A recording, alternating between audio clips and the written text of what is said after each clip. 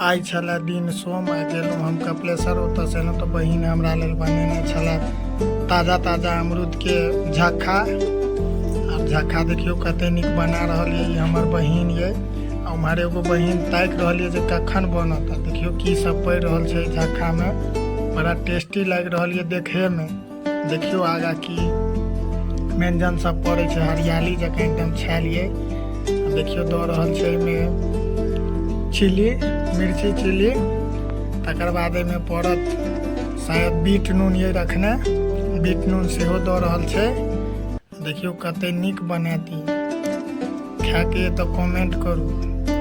हम तो खा रहल छी, टेस्टी टेस्टी बुझा रहल है, एकदम हरा हरा अमरूद जकरा हम सब लताम कहै छियै। देखियो कते नीक लग रहल है, बना रहल है अपना तरीका से। देखियो अचार सेहो देलकै एहिमे, देखियो बना के रेडी भेल। आब हम देखाबै छी अहाँके। खेलहुँ, खाय में हमरा बड़ नीक लागल, बहुत नीक।